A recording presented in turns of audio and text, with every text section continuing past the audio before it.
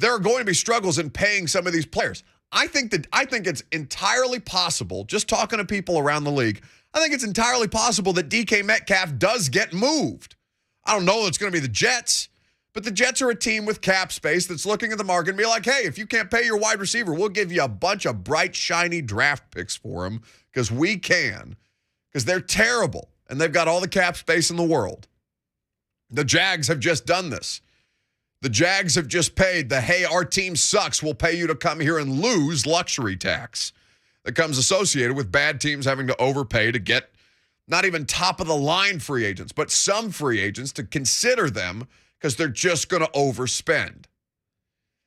So in that sense, Rich Cimini is well within his right to say, hey, the Jets are keeping an eye on these couple of situations because these teams are going to be financially up against it.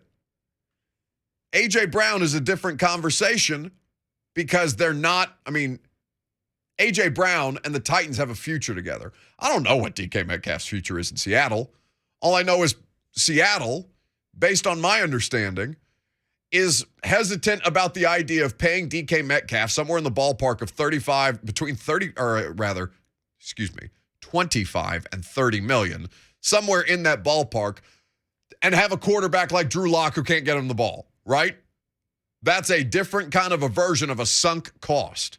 When you pay that premium position, those kind of dollars, without having the quarterback in the space to properly utilize the weapon that you've just paid so much money for.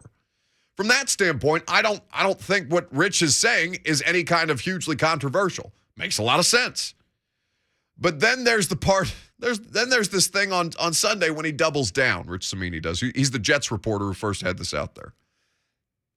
The hot names are the Seattle Seahawks DK Metcalf and the Tennessee Titans A.J. Brown. So he's removed Deebo Samuel from the conversation. Both of whom have only 1 year left on their rookie contracts. Well, Deebo is immediately removed from the conversation because Deebo was a first-round pick. These two guys are second. 1 year left on their rookie contracts and are up for mega extension. Brown is the name to watch, as mentioned 2 weeks ago, because of the Titans' tight cap situation. So you would have to have a package of picks that would overwhelmingly entice the Titans to move on from the one player at the one position that historically they just cannot for the life of them get right. That is the wide receiver. And it is laughable to me that people think here in Tennessee that this is something that's actually on the table. I address this only because there is a contingent of the population here in Middle Tennessee or Titans fans elsewhere around the country that just won't let this go. Why? Why do you want to do this to yourself? And I understand it's not your job to follow this stuff every day as it is Lucas and I's. It is not your job to follow every transaction or to be familiar with the market circumstances that would put a team like the Titans in position to have to trade A.J. Brown. I'm not mad at you for that. I'm not mad at you at all. I'm mad at this.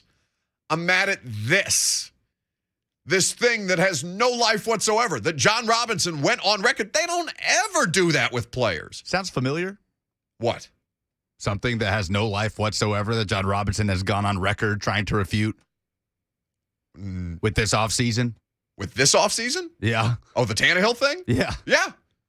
The Aaron Rodgers thing feels like deja vu. It's stupid. It's all stupid. And I don't understand why people don't think it's stupid.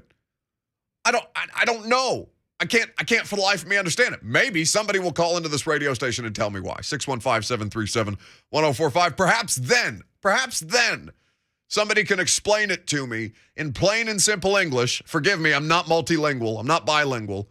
I'm just a dumb person.